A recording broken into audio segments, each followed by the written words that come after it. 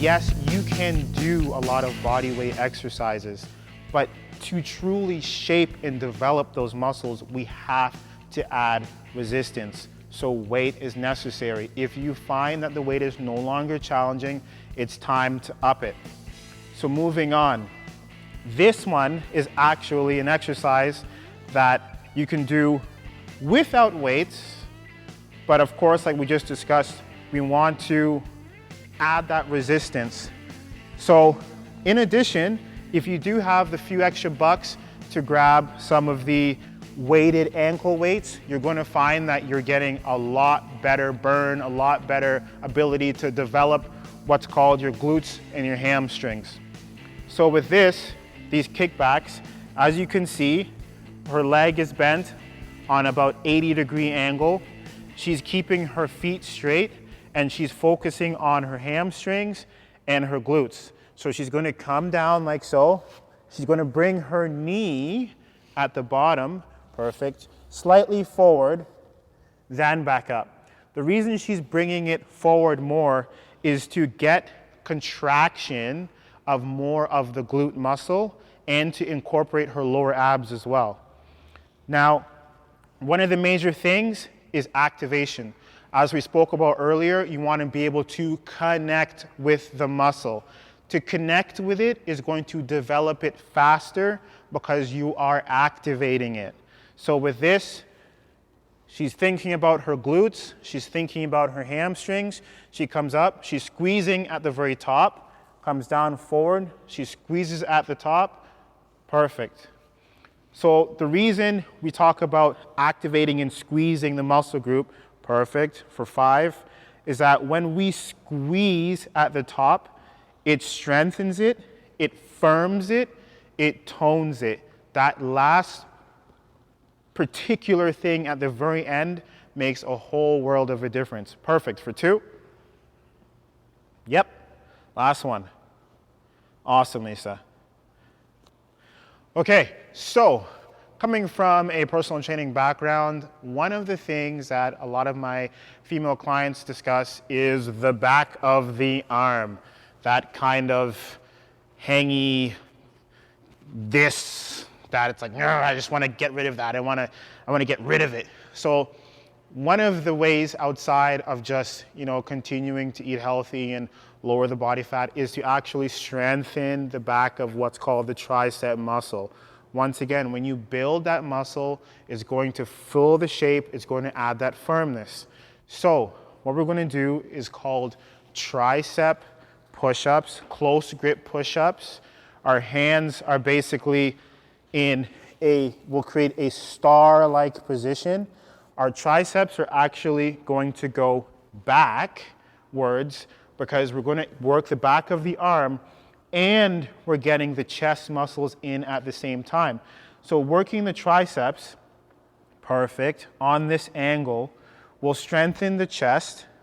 It will also get the back of the triceps to burn and to fill out the back of the arms, firming them.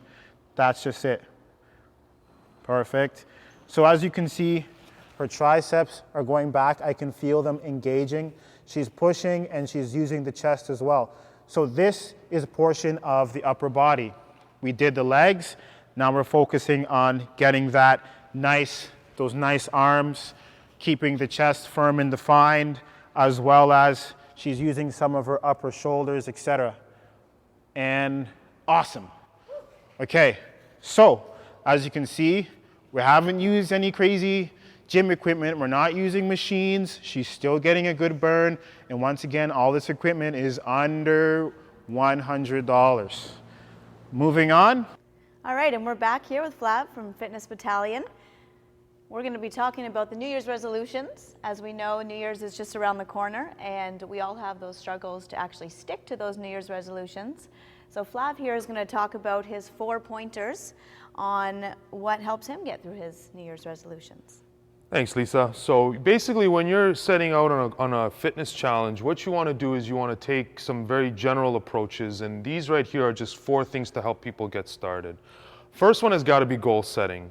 You've got to figure out what it is you're trying to do, whether it's lose weight, whether it's run a marathon, whether it's build muscle. You've got to set goals, and they've got to be specific and they've got to be measurable, because you need to know that you're making progress towards them. That's very, very important.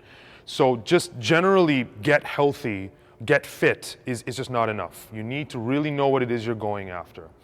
And the next one, and this is without a doubt the most important one, you are going to encounter resistance. When we are in a comfortable lifestyle, even if we're not happy with that lifestyle, we are going to encounter resistance. And there's an old saying that there's always going to be 100 reasons not to do something, especially if it's good for you. So work, family, schedule, money, one thing or another. Sometimes it's as simple as the weather, because weather here is bad. People can sometimes, take an hour and a half just to drive to the gym when it would normally be a 10-minute drive. Resistance will come in many, many different forms, and you need to deal with it. When it does come up, you need to learn how to just burn through it. Make that commitment in your mind that you are going to do this, that you made a commitment. If you commit to 5 days a week and for whatever reason you can't make it that one day, that you're going to make up for it later on in the week. Yeah, exactly. Ready is, kind of like preparedness. We put an exclamation point behind it because it's meant to ask that question. Are you ready?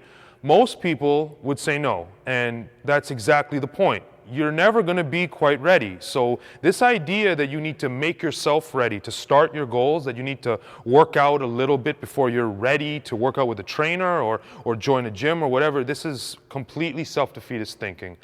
You're not ready, and which is the reason why you want to start right away. Dive in when you're not ready. Get started when you're ready. If you need help, trust a professional, because that's what they're there to do, to help you get ready. And the last one, and this is very, very important, this is something that can apply to everything that you do in your life, and that's micro goals. Remember that success is a journey, not a destination. So don't think of, your end result as being the success. If your goal is to lose 10 pounds, every single one of those pounds is a success. Every single one of those goals is, or every one of those pounds rather, is a goal. And every time you lose one more pound, that's something that you should be patting yourself on the back and celebrating for. And you should be striving for that next one. So even when you begin, you don't want to think about, I got 10 pounds to lose. When you get started, you think, I got 1 pound to lose. And then when you lose that 1 pound, I got 1 more to lose. And when you lose that one, I got 1 more to lose, and so on. And it makes it a lot easier. So one thing that I learned from a training capacity was, how do you eat an elephant? 1 bite at a time. Amazing. If you have goals for the New Year's, if you want to stay lean and keep the pounds off, stay away from the coolers. This is going to blow your mind.